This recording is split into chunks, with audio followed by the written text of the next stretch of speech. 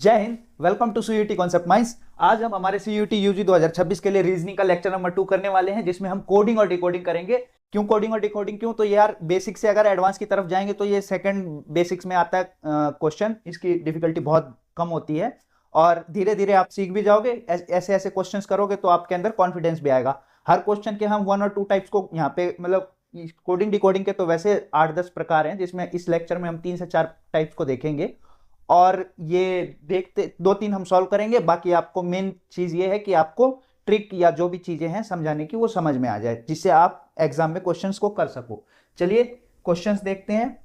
तो सबसे पहला एक चीज मैं इसमें भी रामबाण बता देता हूं आपको कि क्या करना है। जैसे ही आपको वहां पे लॉगिन के लिए बोल दिया जाएगा, जैसे ही आप लॉगिन करोगे ना, तो सबसे पहले पेपर के एक कोने पे जो आपको वहां पे A4 एक शीट मिलेगी, उसके एक कोने पे इस तरह से A to Z लिखना है। पहले ABCDEFGHIJKL M तक यहाँ लिख दिया, देख लो। उसके बाद नीचे M के जस्ट नीचे N और N से फिर इस तरफ आते हुए Z तक लिखना है। ऊपर नंबरिंग कर देनी है, ठीक है। A के ऊपर प्लेस वैल्यू क्या है, A की 1, B की 2, सेम एज Z की 6, Y की 25। इस तरह से आपको प्लेस वैल्यू भी वहां पे लिख लेनी है। ओके, समझ में आ गई ये बात? अब ऐसा किस लिए?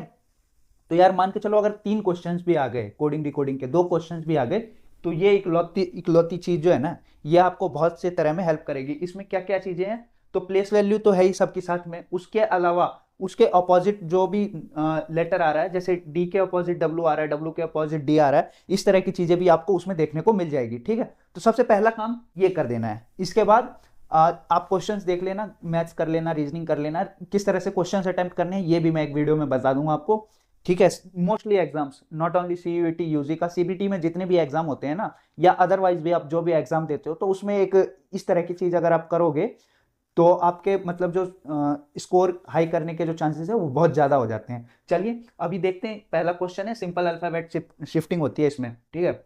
जैसे इसमें लिखा हुआ, if apple is coded as BQMF, BQQMF, then grape को कैसे करेंगे, ठीक है। तो इसमें लिख लेते हैं सबसे पहले APPLE, ठीक है। इसको क्या लिखा है? BQQMF, ठीक है। अगर आप चाहो इसमें तो इसकी प्लेस वैल्यू लिख के भी आप देख सकते हो कि A की प्लेस वैल्यू 1 है, B की 2 है, ठीक है। इसी तरह से P की प्लेस वैल्यू क्या है, 16 है, इसकी 17 है, 16 है, 17 है। L की क्या है? तो L 12 है, M 13 है, E क्या है, 5 है, ये 6 है।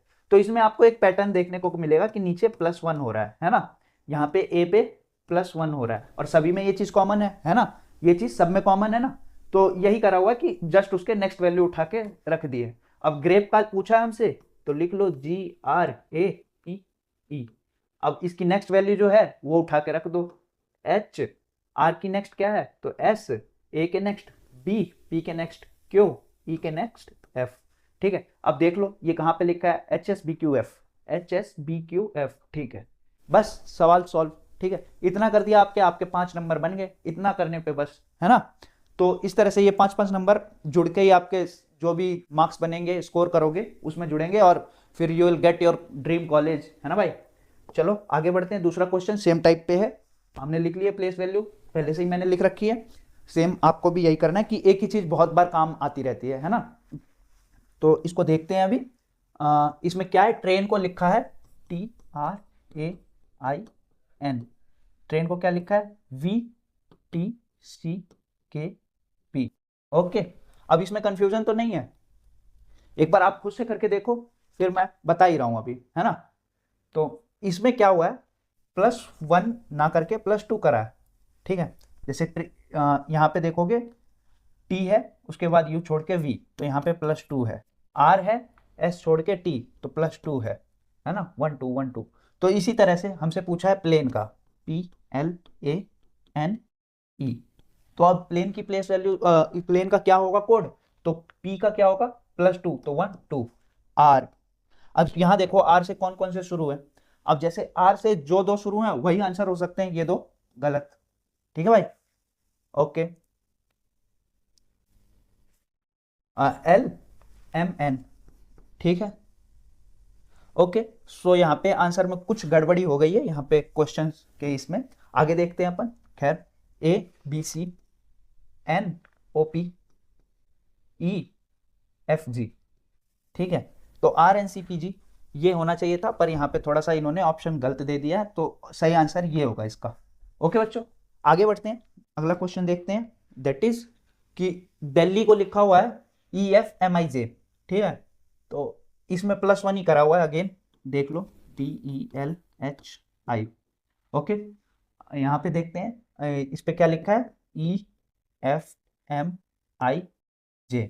ओके, D+1 E+1F, ठीक है। तो हमें वो पैटर्न मिल गया एक बार, है ना, तो उसके बाद हमें अपना कर लेना है। पटना देखते हैं, पटना का क्या होगा, तो PATNA, पटना। P के नेक्स्ट क्या आएगा, Q, A के नेक्स्ट B, T के नेक्स्ट U, N के नेक्स्ट O, A के नेक्स्ट B, तो QBUOB, QBUOB। Okay, so option C यहाँ पे सही है। इसी तरह से आपको ये टाइप के और भी क्वेश्चंस देखने को मिलेंगे, +2 +3 +4 भी हो सकता है, कई बार माइनस भी हो जाता है इसमें, तो उस चीज को भी आपको देख लेना है। चलिए दूसरे टाइप पे आते हैं अब। जो टाइप 2 है, इसमें रिवर्स कर दिया जाता है अल्फाबेट्स का। ये बहुत ही आसान होता है और पकड़ने में कई बार बच्चों को दिक्कत हो जाती है। अभी यार आप 12th क्लास में हो, जैसे SSC वगैरह वाले बच्चे होते हैं, या काफ़ी बच्चे आप में से ऐसे भी होंगे जो CHSL वगैरह का फॉर्म भरेंगे, तो वो SSC के फॉर्म जो होते हैं, तो उसमें इस तरह की चीज़ें, इस तरह के क्वेश्चंस आपको यूजुअली देखने को मिलेगा, और सबकी ट्रिक सेम ही होती है यार, है ना। चलो इसमें देखते हैं, रिवर्स अल्फाबेट में कोडिंग डिकोडिंग करी हुई है। तो इफ इंडिया को लिखा हुआ है INDIA, इसको उल्टा करके लिख दिया है। अगर देखोगे तो A को यहाँ लेके आ गए हैं, ठीक है, I को यहाँ लेके आ गए हैं, D सेम रहा है, N इधर आया, I इधर आया, ये बना, सेम बना ना। तो चाइना को कैसे लिखा जाएगा, तो लिख लो आप यार। इस चीज में ना आप ये मत करना वहां पे कि कंप्यूटर की स्क्रीन पे आप इसको सॉल्व करने लग जाओ। पेपर मिला है, पेपर पे प्रॉपर आप सॉल्व करो, वरना क्या होगा ना कि दिक्कत हो जाएगी। कई बार एक वर्ड भी आगे पीछे हो जाता है ना, तो आंसर गलत हो जाता है और आपके -6 हो जाते हैं वहां पे। -6 बहुत बड़ा नंबर होता है यार, है ना, काफी रैंक छूट सकती है आपकी, तो उसको ध्यान में रखते हैं। अब देखो इसका हमने क्या बनाया, ANIHC, ANI। अब देखो यहाँ पे काफी बच्चे यहाँ पे अगर शुरू में मिला के छोड़ देंगे, यहाँ पे कंफ्यूज कर देंगे। ANIHC है, ANIHC, ऑप्शन ए सही है, ठीक है बच्चों। तो आगे बढ़ते हैं, नेक्स्ट क्वेश्चन है, इसमें भी सेम करना है। गवर्नमेंट का उल्टा करके लिख दिया, तो पॉलिटिक्स का। अब इसमें एक चीज बच्चे ये भी कर सकते हो आप कि पॉलिटिक्स की रिवर्स आप स्पेलिंग पढ़ने शुरू कर दो, SCI। यहाँ पे सब में SCI है, इसमें नहीं है, तो इसको काट दिया हमने। अब इसके बाद TIL, TIL पढ़ लो, SCI TIL, SCI TIL, SCI TIL। अच्छा, तो इसमें दो ऑप्शन सही हो सकते हैं, तो ये या ये कुछ भी कर लो, दोनों सेम ही है। ये गलत हो गया, P पहले आ गया, है ना। तो रिवर्स पढ़ के भी आप इसको आंसर लगा सकते हो, अगर इस तरह का पैटर्न आपको दिख जाता है तो। अगले टाइप पे चलते हैं। अगला टाइप एजुकेशन का है, एग्जामिनेशन। इसमें भी आप सेम कर सकते हो, ये आप कमेंट में बता देना आंसर। आगे बढ़ते हैं, ये टाइप सेम ही है। अब आता है टाइप 3।